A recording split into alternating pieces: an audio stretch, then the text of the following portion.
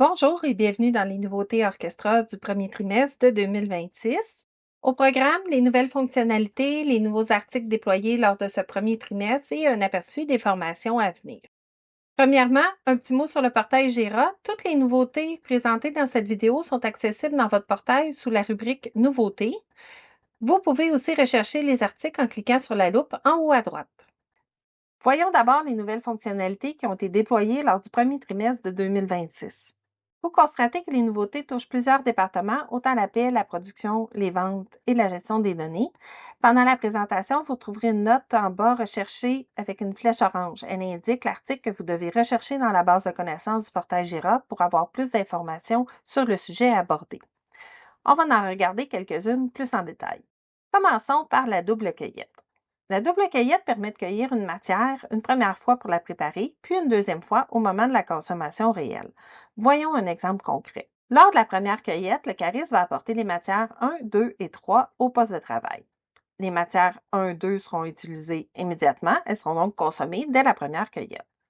La matière 3, quant à elle, va servir plus tard dans l'assemblage final. Elle sera donc mise au statut préparé, mais pas encore consommée. On fabrique ensuite l'assemblage A avec les matières 1 et 2. Puis, lors de la deuxième cueillette, on va consommer la matière 3 ainsi que le sous-assemblage A pour fabriquer l'assemblage final B. Comme vous pouvez voir, la double cueillette permet d'éviter la manutention supplémentaire puisqu'on n'a pas retourné chercher la matière 3, ce qui se traduit par un gain de temps en production. Regardons maintenant comment configurer la double cueillette. Premièrement, on doit créer ou utiliser un statut stock et s'assurer qu'il est éligible à la cueillette. Ensuite, dans la configuration, on active l'option Préparation avant cueillette et on choisit le statut qui sera appliqué lors de la première cueillette. Finalement, sur les articles concernés, on coche l'option Article à préparer avant cueillette. Une fois ces éléments en place, la double cueillette peut être utilisée. Du côté des ventes, on va maintenant parler du mode de regroupement pour la page Expédier facturé. Ce n'est pas une nouvelle fonctionnalité. Il était déjà possible de choisir si on voulait séparer ou regrouper les bons de livraison au niveau du client. Par contre, ce choix n'était disponible que si l'option Ouvrir bon de livraison n'était pas cochée et surtout, l'utilisateur pouvait encore modifier le mode au moment de la transaction. Ce qui est nouveau maintenant, c'est qu'on peut imposer le mode de regroupement défini dans le client en activant les deux configs que vous voyez à l'écran. Une fois ces options activées, l'utilisateur n'a plus la possibilité de changer le mode de regroupement lors de l'expédition. Il est donc très important de s'assurer que la configuration du client est faite. Vous pouvez le faire via l'exportation import en lot. On va maintenant parler de la grille de calcul d'indemnité CNESST. Cette fonctionnalité existait déjà, mais elle a été raffinée en mars et elle est maintenant accompagnée d'un article complet pour bien l'utiliser. Avant de l'utiliser, certains prérequis doivent être en place. D'abord, vous devez avoir le module de paie et qu'il soit à jour, spécialement du côté des calculs de déduction à la source. Ensuite, vous devez avoir identifié le revenu régulier de l'employé en cochant l'option prévue à cet effet dans la configuration des revenus.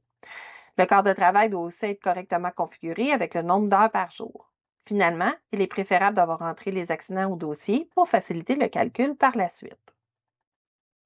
Une fois les prérequis en place, l'utilisation de la grille est assez simple. On commence par choisir l'employé, puis on entre la date de l'accident ou on sélectionne l'accident qui est déjà au dossier.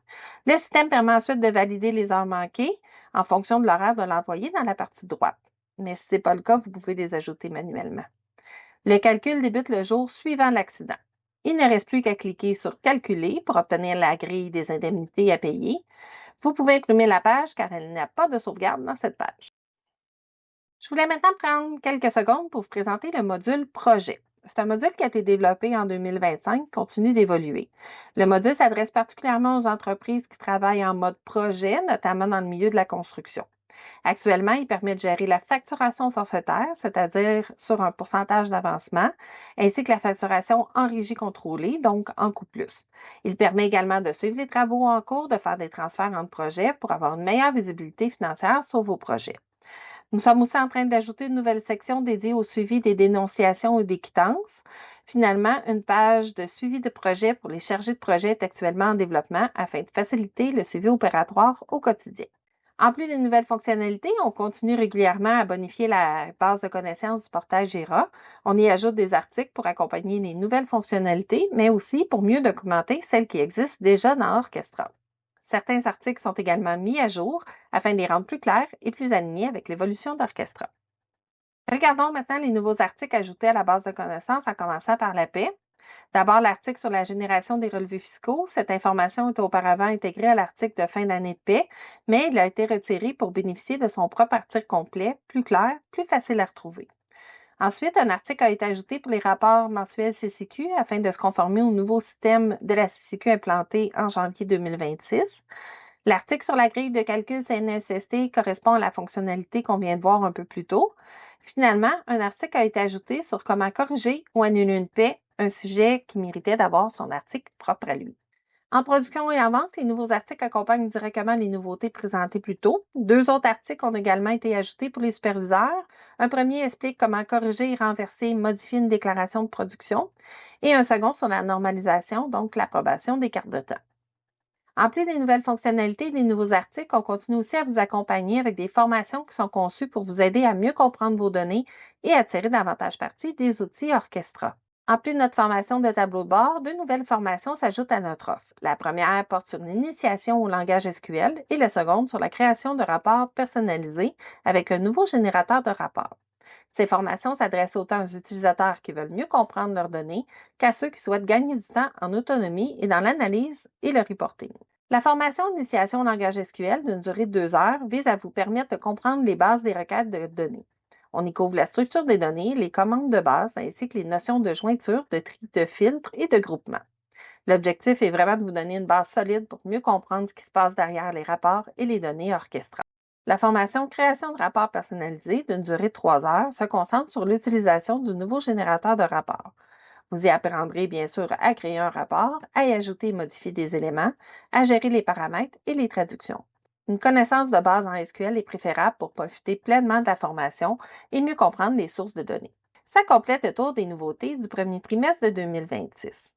Pour aller plus loin, plusieurs ressources sont à votre disposition. Le portail Jira demeure la référence pour la base de connaissances et les nouveautés. Vous pouvez aussi consulter notre chaîne YouTube pour toutes les vidéos qui sont présentées dans les différents articles.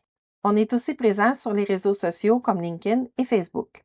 Bon, on n'est pas très actif, mais on compte bien s'y mettre en 2026. Savez-vous que nous avons un comité d'amélioration composé d'une équipe multidisciplinaire? Ce comité analyse et priorise les idées reçues et travaille continuellement à faire évoluer Orchestra en fonction des besoins du terrain. Notre base contient près d'une centaine de nouvelles idées de fonctionnalités qui seront développées et déployées éventuellement. Et maintenant, on aimerait vous entendre. Êtes-vous curieux de connaître quelques-unes de ces fonctionnalités qu'on a évoluées?